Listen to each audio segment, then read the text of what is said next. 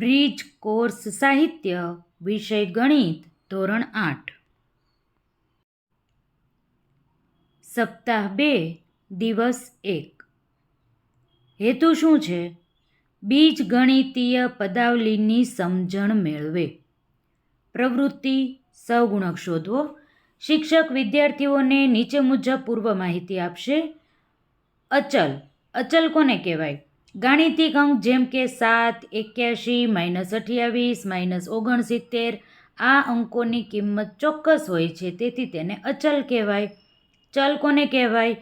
અંગ્રેજી મૂળાક્ષર જેમ કે ABC, XYZ તે જુદી જુદી કિંમતો ધારણ કરી શકે છે અને તેની કિંમત ચોક્કસ હોતી નથી, તેને ચલ કહેવાય. શિક્ષક બોર્ડ પર નીચે જેવા ઉદાહરણો લખીને સહગુણકની સમજ આપશે. શિક્ષક પ્રથમ ઉદાહરણ ગણીને બતાવશે અને બાકીના ઉદાહરણો વિદ્યાર્થીઓને જાતે કરવા જણાવશે. એક ટેબલ આપણને આપ્યું છે, તેમાં આપણે જવાબ લખીએ અને સાથે સાથે પ્રશ્નો પણ જોઈએ.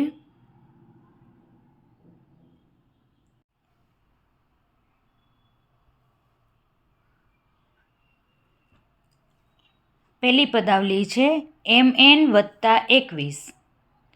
અચલ નથી તેવા પદ આપણે લખવાના છે અને સંખ્યાત્મક સહગુણક પણ લખવાનો છે. અચલ નથી એવું પદ MN છે, તેથી MN લખીએ અને એનો સહગુણકમાં બાજુમાં કોઈ સંખ્યા નથી, કાંઈ ન હોય એટલે 1 હોય, તેથી સંખ્યાત્મક સહગુણક 1 મળશે. બીજી પદાવલી જોઈએ. 20 - p + 3p². અચલ નથી તેવા બે પદ છે. નિશાની સહિત પદ લખવાના હોય, -p અને 3p². હવે -p છે એનો સંખ્યાત્મક સહગુણક, માઇનસ તો છે પણ કોઈ સંખ્યા નથી એટલે 1 તો હોય જ, તેથી જવાબ આવશે -1. અને 3p² છે એનો સહગુણક તો આપણને 3 મળે જ છે, તેથી 3. ત્રીજી પદાવલી જોઈએ. 6a² b - 5ab² + 8. બે પદ એવા છે જે અચલ નથી. 6a² b અને -5ab².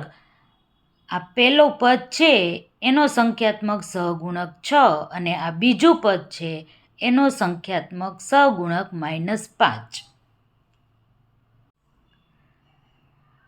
પ્રશ્નો જોઈએ. પહેલો પ્રશ્ન, તમે દરેક સંખ્યા માટે સહગુણક કેવી રીતે શોધ્યો? પદાવલીમાં સંખ્યા ન હોય તેવા પદોને અલગ કર્યા. સંખ્યાત્મક કિંમતને નિશાની સહિત સહગુણક તરીકે નક્કી કરી. બીજો પ્રશ્ન, શા માટે અચલ પદને સહગુણક ન હોય? અચલ પદ પોતે જ એક સંખ્યાત્મક કિંમત છે, તેથી તેને સહગુણક ન હોય. એક x અને ખાલી x એટલે કે x જ એમાં શું ફરક છે સમજાવો. કોઈ તફાવત નથી. 1 × x કરો તો પણ x મળે છે અને આ x છે એ જ 1 × x છે, બરાબર? એટલે કોઈ તફાવત છે નહીં. ચોથો પ્રશ્ન, -x અને x સહગુણકમાં શું ફેર હશે? એટલે કે સહગુણકમાં શું હશે એમ નહીં, સહગુણક ક્યાં હશે અથવા તો બંનેમાં શું તફાવત હશે? આ જે x છે એની સાથે માઇનસ છે, તેથી આ -x સહગુણક તરીકે આપણે -1 લખીશું અને x છે એના સહગુણક તરીકે આપણે 1 લખીએ છીએ. બસ આ હશે. પાંચમો પ્રશ્ન, આજે આપણે શું શીખ્યા? ચલ અને અચલ વચ્ચેનો તફાવત શીખ્યા અને સહગુણક શોધતા શીખ્યા. દિવસ 2 હેતુ, બીજગણિતીય પદાવલી સમજે. પહેલી પ્રવૃત્તિ, એકપદી, દ્વિપદી અને ત્રિપદી શોધવી. શિક્ષક બોર્ડ પર નીચેની વિગતો લખી એકપદી, દ્વિપદી અને ત્રિપદીની સમજ આપશે. આવી રીતે તમારે ટેબલ તૈયાર કરવાનું છે. એકપદી પદ, દ્વિપદી અને ત્રિપદી મુજબ.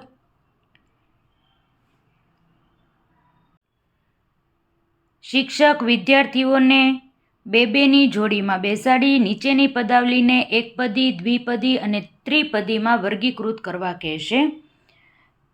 2 પદ છે તેથી દ્વિપદી લખીએ, 3 પદ હોવાથી ત્રિપદી લખીએ. અહીં પણ 3 પદ છે તેથી આપણે ત્રિપદી કહેશું. 1 જ પદ છે તેથી આપણે એને એકપદી કહેશું. અનુચિંતન. પહેલો પ્રશ્ન, તમે પદાવલીને એકપદી, દ્વિપદી અને ત્રિપદીમાં વર્ગીકૃત કરવા શું કર્યું? પદની ગણતરી કરી. એકપદીમાં ચલ ન હોય તો પણ ચાલે? ઉદાહરણ આપો. હા, ચાલે. 5, 15, 91, -3, -7 ગમે તે લખી શકો તમે. ત્રીજો પ્રશ્ન, એવી ત્રિપદી બનાવો જેમાં એક પદ શૂન્યેતર અચલ હોય. એટલે કે અચલ પદ લેવાનું પણ શૂન્ય હોવું જોઈએ નહીં. આપણે 5, 6 આવી રીતે લખ્યા છે, શૂન્ય નથી. ગમે તેવી ત્રિપદી તમે લખી શકો. વિદ્યાર્થીઓ એકપદી, દ્વિપદી અને ત્રિપદી સરળતાથી સમજે તે માટે તમે બીજી કઈ પ્રવૃત્તિ કરાવશો? જૂથ પ્રવૃત્તિ દ્વારા ચાર્ટ તૈયાર કરાવી શકાય. પ્રવૃત્તિ 2, સજાતીય પદ અને વિજાતીય પદ શોધવા. શિક્ષક જ્યારે સજાતીય પદ અને વિજાતીય પદ સમજાવશે તે પહેલાં નીચેની સૂચના આપશે. સજાતીય પદ નક્કી કરવા માટે કઈ બાબત ધ્યાનમાં લેવાની અને કઈ બાબત ધ્યાનમાં નથી લેવાની, આ બંનેની સમજ આપશે.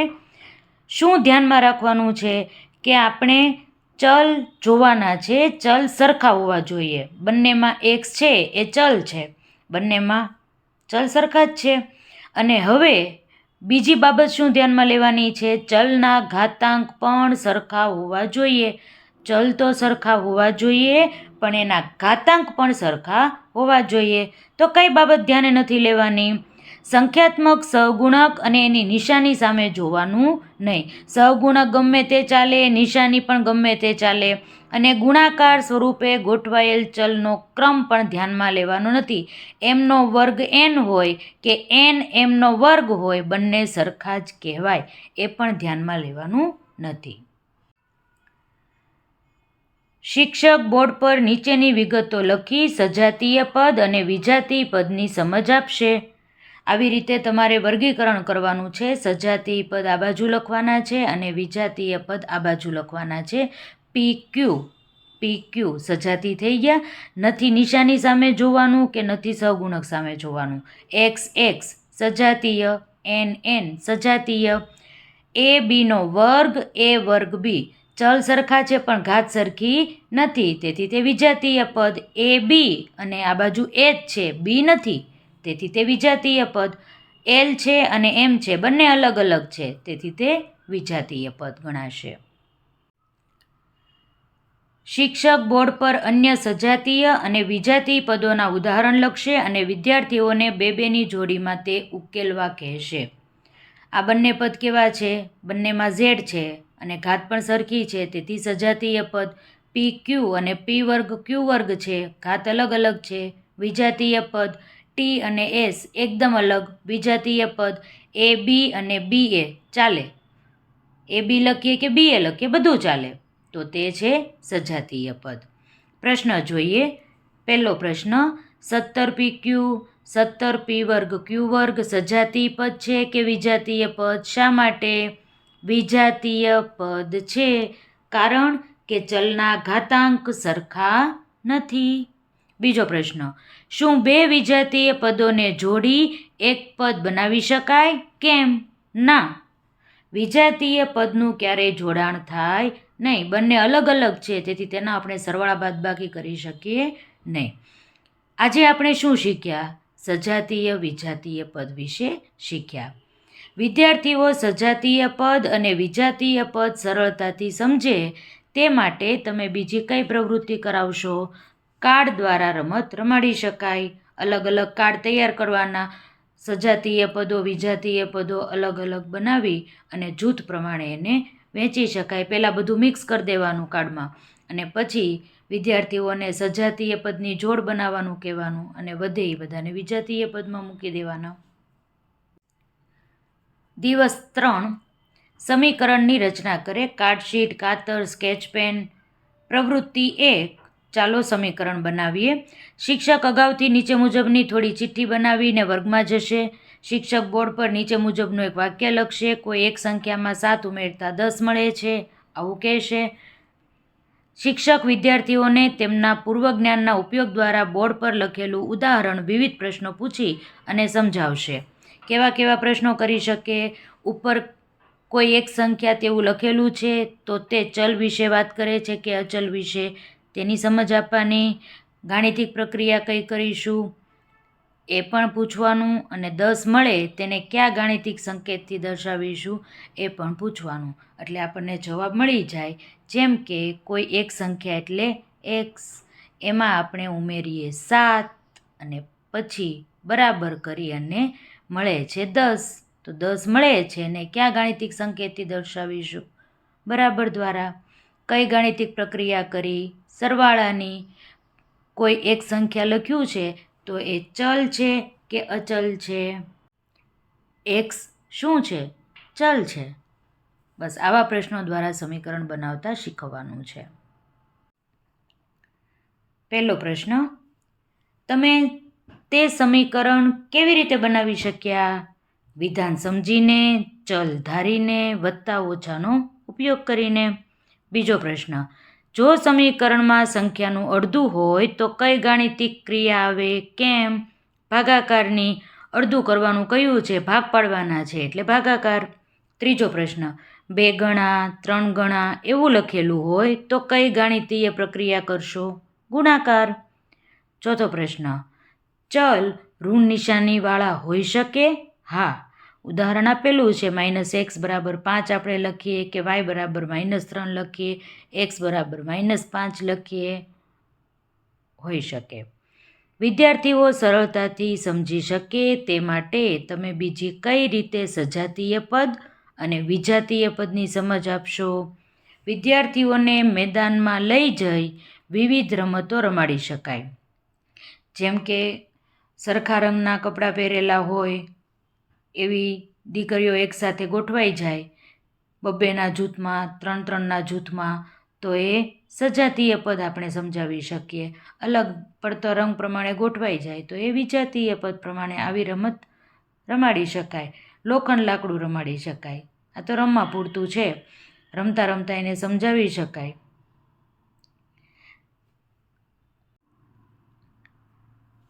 પ્રવૃત્તિ 2. મેચ ધ પેર. જરૂરી સામગ્રી છે કાર્ડશીટ, કાતર અને સ્કેચ પેન. આ પ્રવૃત્તિ માટે શિક્ષક પૂર્વ તૈયારી સ્વરૂપે 2 પ્રકારના કાર્ડ બનાવશે. એક પ્રકારના કાર્ડ પર વાક્ય લખેલ હશે. ઉદાહરણ તમને આપેલું છે એવી રીતે વાક્ય લખી શકાય. બીજા પ્રકારના કાર્ડ પર સમીકરણ હશે. શિક્ષક વિદ્યાર્થીઓને વર્ગખંડની બહાર ખુલ્લા મેદાનમાં લઈ જશે. વિદ્યાર્થીઓને જણાવશે કે અહીં 2 પ્રકારના કાર્ડ છે, જેમાં એકમાં વાક્ય સ્વરૂપે સમીકરણ લખેલ છે અને બીજામાં સંખ્યા સ્વરૂપે સમીકરણ દર્શાવેલ છે. અહીંથી બધાને એક એક કાર્ડ મળશે અને તેઓએ તેની જોડ શોધવાની રહેશે. હવે શિક્ષક બંને પ્રકારના કાર્ડ બરાબર ભેગા કરી વર્ગના દરેક વિદ્યાર્થીને બોલાવી અને કાર્ડ લેવાનું કહેશે. બધા વિદ્યાર્થીઓ કાર્ડ લઈ લે પછી તેમને યોગ્ય જોડી શોધવા કહો. જેમ કે કોઈ વિદ્યાર્થીની ચિઠ્ઠીમાં કોઈ એક સંખ્યામાં 2 ઉમેરતા 7 મળે, આ પ્રકારનું વાક્ય લખેલું હોય તો સામેનું સમીકરણ કેવું હોય? x + 2 બરાબર 7. આવી રીતે જોડી બનાવવાની છે. પહેલો પ્રશ્ન, તમે તમારી જોડી કેવી રીતે શોધી શક્યા? અમારા કાર્ડ પર લખેલા વિધાનને ગાણિતિક સ્વરૂપમાં ફેરવીને બંધ બેસતું કાર્ડ શોધી શક્યા. બીજો પ્રશ્ન, આજના દિવસે શું શીખ્યા? શાબ્દિક વિધાનો પરથી સમીકરણ બનાવતા અને સમીકરણ પરથી વાક્યો બનાવતા શીખ્યા. આ બંને નિશાનીઓ આપેલી છે. આવી સંજ્ઞાઓ સમીકરણ બનાવતી વખતે વપરાય? કેમ? સમીકરણમાં આવી નિશાનીઓ વપરાતી નથી. તેથી લખીએ ના. સમીકરણમાં માત્ર બરાબરની નિશાનીનો જ ઉપયોગ કરવાનો હોય છે. આ બંને નિશાની છે એ અસમતા દર્શાવે છે. જ્યારે સમીકરણની બંને બાજુ છે એ સરખી જ હોય છે. તેથી આપણે બરાબર વાપરતા હોઈએ છીએ. નાની મોટી નિશાની આપણે વાપરી શકીએ નહીં. આજે આપણે શું શીખ્યા? સમીકરણની પાયાની સમજ મેળવી અને સમીકરણ બનાવતા શીખ્યા. તમે વિદ્યાર્થીઓને આ સિવાય અન્ય કઈ રીતે સરળતાથી સમીકરણ શીખવશો? બે જૂથની જોડી બનાવી સામસામે પ્રશ્નોત્તરી કરી ક્વિઝનું આયોજન કરી શકાય. દિવસ 4. હેતુ: એક બાજુ ચલવાળા સમીકરણનો ઉકેલ મેળવે. પ્રવૃત્તિ આપેલી છે ત્રાજવા પદ્ધતિ. લખોટીઓ, ત્રાજવું, આટલી વસ્તુની જરૂર પડશે. શિક્ષક નીચે મુજબની પ્રવૃત્તિથી વિદ્યાર્થીઓને સરળતાથી શીખવી શકે છે. વિચારો કે સમીકરણ એક ત્રાજવું છે. જો ત્રાજવું સંતુલિત રાખવું હોય તો તે ક્રિયા આપણે ડાબી બાજુ પલ્લામાં કરીએ છીએ તે જ ક્રિયા આપણે જમણી બાજુ પલ્લામાં પણ કરવી જ પડે. આ પ્રમાણે આપણે સમજાવી શકીએ. ચાલો જોઈએ. ઉદાહરણ આપેલું છે x+3 = 7 આવું આપેલું છે. તો આ 3ને કાઢવા હોય તો આ બાજુ -3 કરવા પડે, તો આ બાજુ -3 કરવા પડે. આ બાજુ 0 થઈ જાય અને આ બાજુ 7માંથી 3 બાદ કરીએ તો 4 મળી જાય. આવી રીતે આપણે પરિણામ સમજાવી શકીએ. અહીં તમને દર્શાવેલું જ છે. બંને બાજુ -3 કરે છે. 3માંથી 3 જાય તો 0 થઈ જાય, 7માંથી 3 જાય તો 4, એટલે આ બંને ઉડી જાય અને x = 4 આપણને મળે. પણ હકીકત એ છે કે આપણે સમીકરણ કેવી રીતે સોલ્વ કરીએ છીએ? x = 7 અને આ વત્તા હોય તો આ ઓછા થઈ જાય. આવી રીતે આપણે સમીકરણ ગણતરી કરીને સહેલાઈથી કરી શકીએ. તમને જે અનુકૂળ પડે તે રીતે તમે સોલ્વ કરી શકો. પ્રવૃત્તિ 2. યોગ્ય જોડી બનાવો. શિક્ષક બોર્ડ પર નીચેનું જોડકું લખશે અને વિદ્યાર્થીઓને બેની જોડીમાં તે જોડવા કહેશે. વિભાગ એમાં આપણને સમીકરણ આપ્યા છે અને વિભાગ બીમાં ઉકેલ આપેલા છે. પહેલું સમીકરણ છે x + 2 = 7. +2 છે બરાબરની ઓલી બાજુ જતા રહે એટલે ઓછા થઈ જાય. તો x = 7 - 2. તો x બરાબર કેટલા મળ્યા? 5. તેથી પહેલાની સાથે આવશે b. બીજું સમીકરણ a - 3 = 9. -3 છે બરાબરની ઓલી બાજુ જાય +3 થાય તો a = 9 + 3. તો એની કિંમત કેટલી મળી? 9 ને 3 12. તો બીજાની સામે શું આવશે? a. 4p = 24. 4 ગુણાકારમાં છે બરાબરને આ બાજુ આવે એટલે ભાગાકારમાં જાય તો p = 24/4. 4 × 6 = 24. તો pની કિંમત કેટલી મળી ગઈ? 6. તો ત્રીજા સામે આવશે d. ચોથું m/3 = 12. ભાગાકાર છે બરાબરની આ બાજુ આવે તો ગુણાકાર થઈ જાય. m = 12 × 3 કેટલા થાય? 12 × 36. તો ચોથાની સામે આવશે c. પહેલો પ્રશ્ન: આ જોડકા જોડવા શું કર્યું? સમીકરણ સોલ્વ કરી અને કિંમત મેળવી. સમીકરણના જે નિયમ છે એ મુજબ આપણે ગણતરી કરી અને કિંમત મેળવી. બીજો પ્રશ્ન: જોડીઓ શોધવા કઈ કઈ બાબતોનું ધ્યાન રાખવું પડ્યું? ઓછા, વત્તા, ગુણાકાર, ભાગાકાર બરાબરની બીજી તરફ જાય ત્યારે ઓછાનું વત્તા થઈ જાય, વત્તાનું ઓછા, ગુણાકારનું ભાગાકાર, ભાગાકારનું ગુણાકાર, આ બધું કરવાનું ધ્યાન રાખવું પડ્યું. આજે આપણે શું શીખ્યા? સમીકરણ સોલ્વ કરતા શીખ્યા. તમે વિદ્યાર્થીઓને બીજી કઈ સરળ રીતે સમીકરણ ઉકેલતા શીખવશો? મારું માનવું એવું છે કે વિવિધ પ્રવૃત્તિ દ્વારા સમજાવ્યા પછી સતત દ્રઢીકરણ સમીકરણમાં જરૂરી છે. તેથી હું એવું કહીશ કે સતત દ્રઢીકરણ કરાવવાથી ભૂલ ઓછી થતી જાય તે રીત સરળમાં સરળ છે. એટલે કે દ્રઢીકરણ દ્વારા સરળતાથી આવડશે. દિવસ 5. મૂલ્યાંકન. સજાતીય અને વિજાતીય પદો શોધો. xy, yx બંને સરખું જ છે, ઘાત પણ સરખી છે. સજાતીય પદ. x, c અને y અલગ અલગ છે એટલે વિજાતીય પદ xy, x2, y2 ઘાતાંક જુદા જુદા છે તેથી વિજાતીય પદ કહેવાશે. એક્સ અને એક્સ છે તેથી સજાતીય પદ કહેવાશે. બીજો પ્રશ્ન, એકપદી, દ્વિપદી અને ત્રિપદીમાં વર્ગીકરણ કરો. આ બે પદ છે તેથી દ્વિપદી, આ પણ બે પદ છે દ્વિપદી, એક પદ છે એકપદી, આ ત્રિપદી છે, એકપદી છે અને આ પણ ત્રિપદી છે. આવી રીતે તમારે વર્ગીકરણ ટેબલ કરી અને પછી બતાવવાનું છે. આપેલ વિધાનો પરથી સમીકરણ બનાવો. એક્સ અને 4નો સરવાળો 9 થાય તો જો એક્સ અને 4 એનો સરવાળો બરાબર 9. પીમાંથી 3 બાદ કરતા 5 મળે તો પીમાંથી 3 બાદ કર્યા એટલે પી ઓછા 3 કેટલા મળે છે? 5. તો બરાબર 5. તો સમીકરણ શું મળ્યું? પી ઓછા 3 બરાબર 5. એમના 7 ગણા 77 થાય. 7 ગણા એટલે ગુણાકાર કરવો પડે એમની સાથે 7નો એટલે 7 એમ થઈ જાય અને કેટલા થાય છે? 77. તેથી બરાબર 77. તો સમીકરણ મળશે 7m બરાબર 77. વાયનો ત્રીજો ભાગ 30 મળે તો વાયનો ત્રીજો ભાગ એટલે વાય ભાગ્યા 3 અને કેટલા મળે છે? 30. તેથી બરાબર 30. તો વાયના છેદમાં 3 બરાબર 30. સમીકરણ ઉકેલો. પહેલો પ્રશ્ન, 2m વત્તા 6 બરાબર 0. 2m આમ નામ રાખીએ, વત્તા 6 છે બરાબરની ઓલી બાજુ જાય, ઓછા 6 થઈ જાય. હવે 2 છે ગુણાકારમાં છે તો આ બાજુ આવશે તો ભાગાકારમાં આવી જશે તો મળશે m બરાબર -6/2. છેદ ઉડાડીએ 2 તેરી 6 તો એમની કિંમત મળી -3. 4b બરાબર 8. 4 ગુણાકારમાં છે બરાબરની આ બાજુ આવે તો ભાગાકારમાં આવી જાય તો b બરાબર 8/4 લખી શકીએ. છેદ ઉડાડીએ 4 દુ 8 તો બીની કિંમત મળી 2. 20p/3 બરાબર 40. પીને એકલો પાડવાનો છે, 40 તો આ બાજુ છે જ. 3 ભાગાકારમાં છે બરાબરની આ બાજુ આવશે એટલે ગુણાકારમાં જતા રહેશે.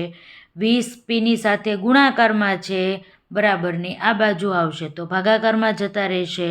તો આપણને મળશે પી બરાબર 40 ગુણ્યા 3/20.